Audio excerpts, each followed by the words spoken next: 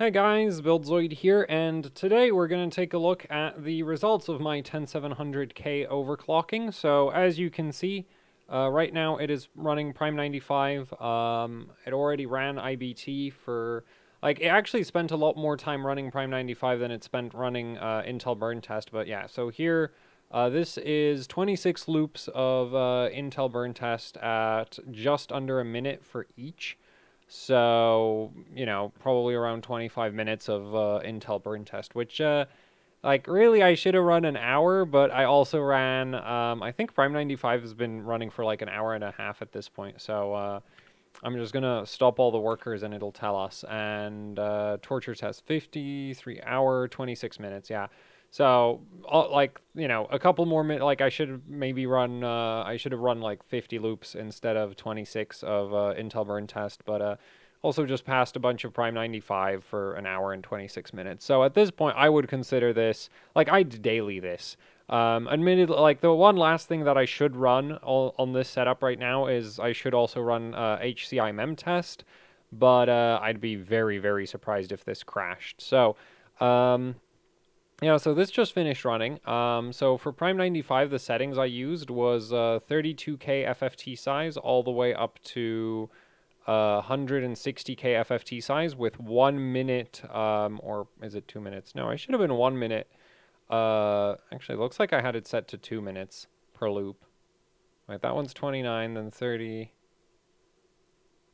I'm pretty sure it was 1 minute per loop, per FFT size, but I 1 minute, 2 minutes, either is fine. Like the main point for me was that it cycled through a lot of different FFT sizes, and 32K all the way up to 160K. That's like the really noisy ones with 32K, you know, all the way from 32K up until 112K. Very hot, very increasingly noisy as you approach 112K. Then once you hit 112K, that's the noisiest, along with the 120, 128K. So these start getting very, very noisy.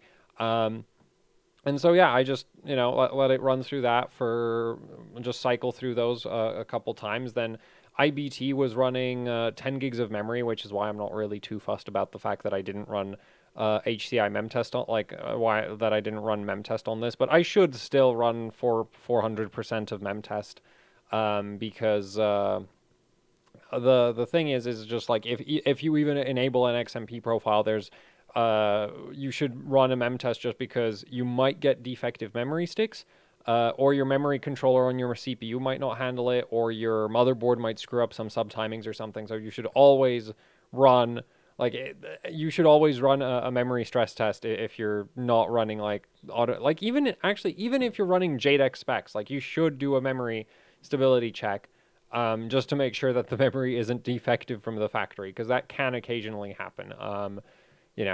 So yeah, or maybe you zap the memory with static when you unpacked it, right? That's also an option. Though it is rare, but it is a possibility, so you should always check that the memory is stable. So yeah, so LinPack, passed, as it says right here.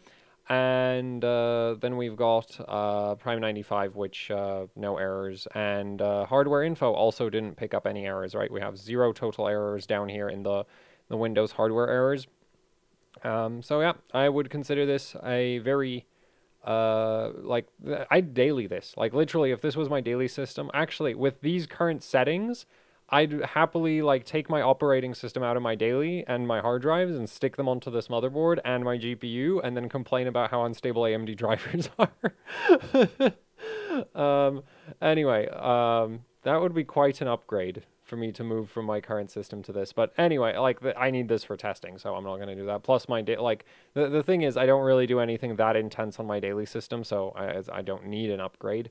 I'm just saying it would be quite an upgrade. So yeah, I would totally, this is more stable than my daily, because my daily can't even do Intel burn test. Which LinPack is the evolved version of, LinPack Extreme is basically the evolved version of Intel burn test. So yeah, my daily system is, do as I say, not as I do. I'm not happy about my daily system. It's just kind of I also can't be bothered replacing the CPU with a defective memory controller.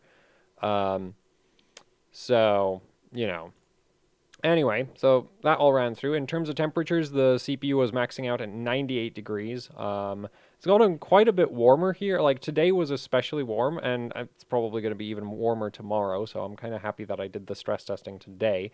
It's currently 26 degrees in this room.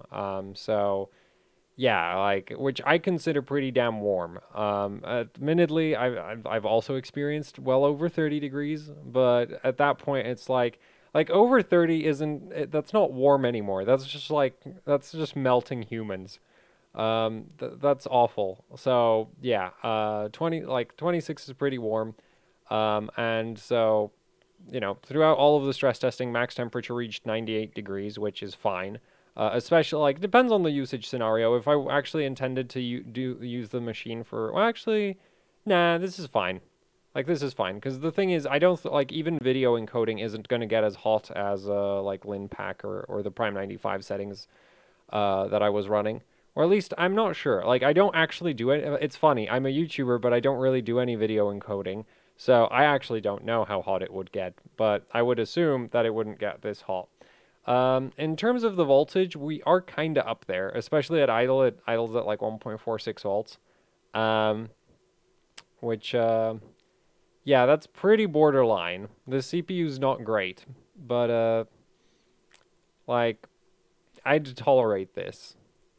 Ideally, like, I would generally say you should stick to sub 1.45, but, plus 10 millivolts, I don't really consider that big a deal. So, like, it's like if this was your system, I'd say, decide on your own if you think the 10 millivolts is worth it or not. But I would be fine with this. So, anyway, the VRM ended up all the way at 91 degrees. There's no airflow on it. So actually, I should show you how the system's currently set up, shouldn't I? So, oops, that's not the right thing. Oh no. This is so annoying. There we go. So yeah, this is how the system's set up. So there's no airflow on the memory. There's no airflow directly over the VRM. The 240mm AIO got an upgrade to push-pull, which actually helped. Because when I still had it just push, it was very close to, like, it would have probably hit 100 degrees. And so I was like, okay, and the thing is, the CPUs get if you get the 10th gen really hot, like over 100, they get really unstable really fast. So I didn't really want to deal with that, so I added 2 more fans to it. So yeah, and like that actually fixed the temperature situation. So yeah, or, well, fixed it. Like, it's still running hot, but it's a 240. And the thing is, as you can see from the hardware info statistics right there, the VRM was outputting 308 watts of power. So that's a bit much for a 240mm AIO. But yeah, it still handled it. Admittedly, the CPU is also delidded and has liquid metal, and that's because this CPU is the one I use for all the oscilloscope stuff on Z490. And so I had to delid it to get the coax connected to the CPU substrate. So yeah, you can see the coax right here, right? And that just goes like to the CPU. And anyway, so yeah, VRM temperatures are fine. 91 degrees isn't a big deal. Though, man, I'm awful. I'm really bad for just hardware thermals in general, but yeah, so 91 degrees VRM, fine. 98 degrees CPU, fine. Voltage is a little bit on the high side, but I'd tolerate this. I guess if you... Like, the thing is, I really didn't want to give up my dreams of 5.1 gigahertz, but, yeah, that didn't work out. We're at actually 5.05 at this point, because, like, 5.1 was just not happening unless I gave it maybe another 10, 20 millivolts more.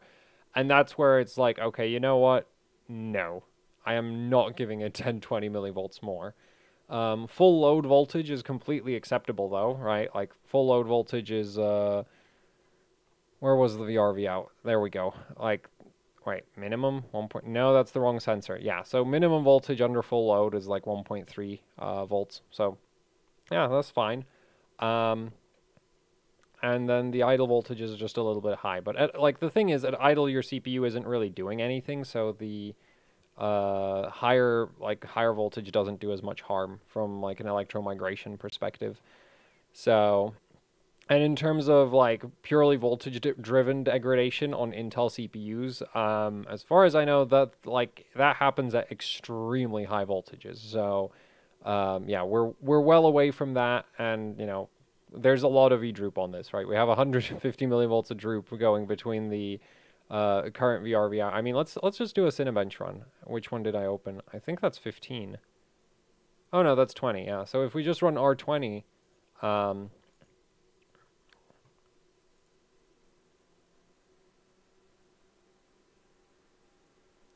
and we're down to like 1.36 volts, which is completely acceptable. And yeah, and in Cinebench, temperatures are great because Prime 95 and LinPack are absolutely they're you know burn tests. Like the Intel burn test name is very appropriate for LinPack. So yeah, so that's how that worked out, you know. And this is that's actually kind of all I wanted to cover. You saw the motherboard, so let's go into the BIOS and take a look at the settings. Because obviously, I did end up doing a little bit of BCLK overclocking. I was also toying with doing 5.1 gigahertz by disabling hyperthreading on Core 3, because Core 3 on the CPU sucks. But the problem with doing that is that like both Prime 95 and LinPack have no idea what to do with a CPU that has 15 threads and 8 cores. And so I couldn't stress test it. Like, there was just no way to run a stress test in that configuration.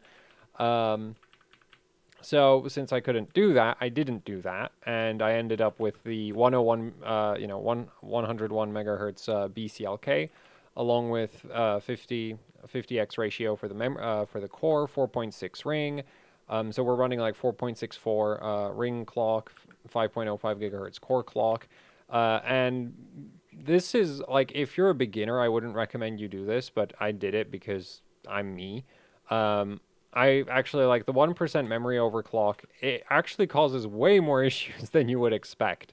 So I kept the memory at 3600. If I wasn't me, what I would do is set it to 3500. But I am me, so, you know, like if you were a beginner, I would drop the memory clock a little bit. Like, this won't really change your performance too much. You're not losing 100 megahertz, you're losing like 65 megahertz. Not a big deal.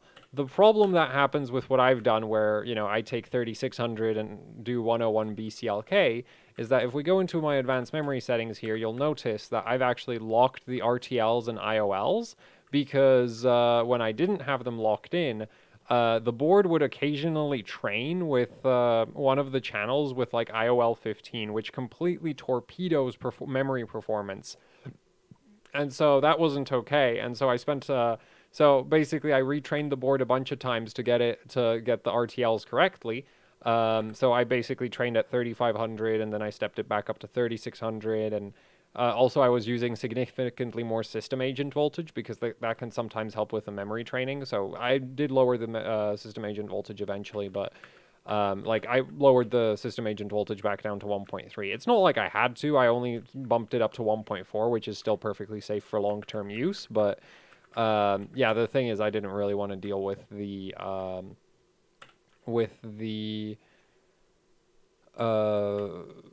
well, actually, no, it's like I just put it back down to 1.3 because it was supposed to be at 1.3. So, and honestly, I could probably drop it even further down at this point, but yeah, so I had to lock in the RTLs, because otherwise, like, on some reboots, the motherboard would have them wrong, and you lose a bunch of performance when that happens. So I had to lock those in, but I didn't change any other memory settings. The rest of the memory settings are just, you know, what the XMP of the memory kit sets.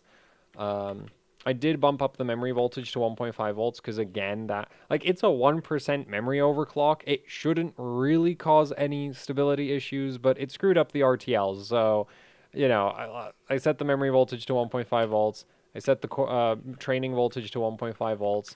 And at this point, since we're already here, for the VRM settings, I have the internal AC/DC load line on auto.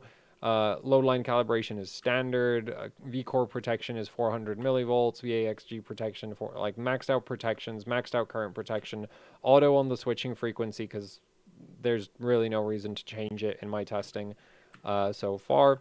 And then we have 1.3 system agent, 1.35 VCCIO. Higher ring clock. Well, I'm not sure that it couldn't do higher ring, but the thing is, another, like, I don't think it would do 4.85 ring. 4.75 maybe, but another, 100 megahertz ring clock won't really make that much difference, so I don't really care. And 1.35 IO is maybe a bit high for the ring ratio that I'm running, but the IO rail doesn't really pull that much current, so it doesn't matter. Like, really, the only voltages that are particularly concerning, in my opinion, like, for most of the voltages is like, is your VCCIO less than 1.4? If it is, good. Is your system agent less than 1.4? If it is, good. Is your memory voltage... So, like, I generally stick to 1.5 volts memory voltage. There's other people who happily go above that, but the thing is, with a lot of memory ICs, if you go above 1.5 volts, the temperature sensitivity gets a lot worse, and then you're gonna, like, I don't want to deal with that, so I stick to 1.5 volts. Core voltage, are you below 1.45 volts? I kind of am. I will tolerate that, right? So... yeah, and you'll notice I am using VCore voltage mode. I'm using override mode because override mode, as I recently showed in a different video, is absolutely amazing for transient response. Like, it is so well regulated. It's ridiculous. So that's why I have it on override VCore. And yeah, that's all there really is to it, is just like you get yourself a bigger cooler than this. Or you can just push-pull a 240 millimeter AIO. Like, the thing is, I feel like, I'm pretty sure I've seen, like, a lot of, YouTube channels say how, like, push-pull isn't worth it, and I think that's mostly down to the fact that most people don't test at 300 watt heat loads. Like, the thing is, like, this is a, like, most people don't think of an 8-core Intel, like, 10700K as a 300 watt CPU, but this one right here is very much a 300 watt CPU at this point, and so... yeah, the push-pull helps a little bit. Enough that it's not going over 100 degrees, which I do actually find annoying, or at least concerning. Like, not super concerning, but, like, if it was going over 100 degrees, I might not tolerate my a little bit too high V-core anymore, is kind of how I'm looking at it. So, because the thing is, your degradation of silicon is tied to operating temperature and operating voltage, so the combination of... slight, like, the voltage is a little bit on the high side and the temperatures are a little bit on the high side, and that's when I'm sitting there going like, well, maybe we should just lower the voltage because the voltage will take the temperature down with it. And yeah, also with the BCLK overclocking, so since Skylake, Intel has actually separated the BCLK from all of the, like, PCH, like PCIe and PCH stuff. So, there's no real, like, if you go to, like, Z97 or something, BCLK overclocking is a very quick way to get a very unstable system. On Z170, Z270, Z370, Z390, Z490, it doesn't have that issue. You can run basically any BCLK you want, within some amount of reason. Like, once you get past, I think... I'm not sure how far I've ever pushed BCLK. I know for memory overclocking at one point I was running like over 120 BCLK, and the BCLK frequency record for I think Z270 is like 450 megahertz. But so you can push the BCLK really far. But at least on motherboards with external clock gens you can, which is most of the high-end ones. And yeah, like, there's not really, like, as long as you're not doing anything, like, so what I'm trying to get at is if you want to use BCLK to get 50 extra megahertz on your CPU, you can. It's not really, it's not concern-worthy. The main issues it introduces is it might screw up your memory settings, which, again, if you just were a reasonable person, you would just set your memory to 3500 and you wouldn't have to worry about the RTL IOL situation that I got myself in, where it was like, why is my Linpack performance so bad? And then I open up ASRock timing checker and it's like, oh, channel A trained the RTLs just completely wrong, and so I had to go fix that. But yeah, also if you drop the memory to 3500, you don't need to bump up the memory. Like, there's no reason to bump up the memory voltage at that point. So yeah, like, I unnecessarily made things a bit difficult for myself. Of course, zero AVX offset. I think AVX offset is dumb because, like, your CPU should just run, like, well, I want my CPU running full speed all the time. I don't want it randomly slowing down. And you don't know what applications run with or without AVX, right? Because the thing is, from a performance perspective, AVX instructions are great for, well, doing things AVX instructions are designed for. So yeah, and over time, I would assume, well, I'd expect AVX to just get more and more common in more and more applications. So at some point, it's going to be like everything uses AVX. And then if you have any amount of AVX offset, your CPU is just going to be constantly underclocked, which is dumb, in my opinion. So yeah, that's why I run no AVX offset. And that, I think, is actually everything I want to say about this. Is just like, so these are the settings.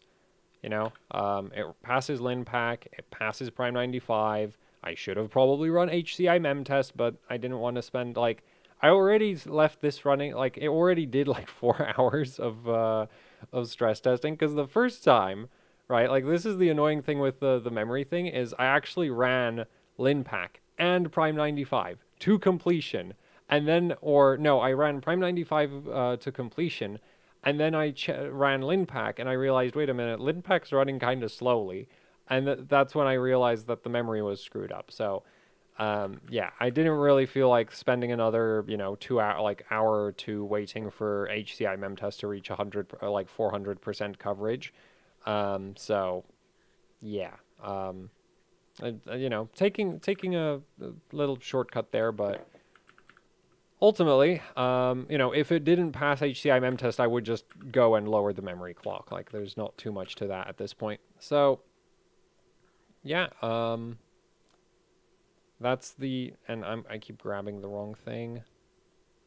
Nope, still the wrong thing. There we go.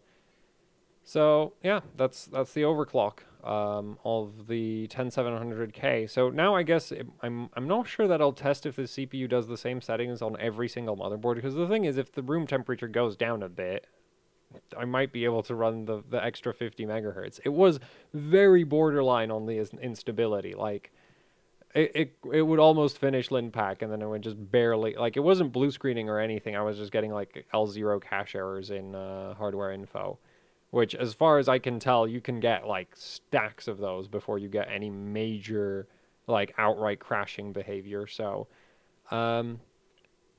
yeah, that's the thing. So, I guess that's it. I've like, the thing is, this is a new type of video for me. I'm used to doing like the memory overclock videos, but this is CPU. So there. And at this point, step 2 for this system is going to be obviously to actually overclock the memory properly. So hopefully over 40, I'd like to go over 4266 on this with the current memory kit in there. So that's going to be part 3, I guess, is going to be overclocking the memory, and then part 4 is going to be like, I'm going to actually show you the stable memory settings. Well, the fully overclocked setup. So, yeah, that's it. So I think that covers that. I can't think of anything else to say at this point. So I guess, thank you for watching. Like, share, subscribe. Well, too late for that. I just realized I should have probably mentioned at the start of the video that Gigabyte provided the motherboard. Damn it. I'll just leave something about that in the description. Anyway, yeah, thank you to Gigabyte for providing the motherboard. Thank you to the patrons and the people buying merch off Teespring for the 10700K. If you'd like to support what I do with the channel, there's a link to both the Teespring store and the AHOC Patreon down in the description below. And yeah, that is it for the video. So thanks for watching, and goodbye. Which mouse? This mouse. There we go.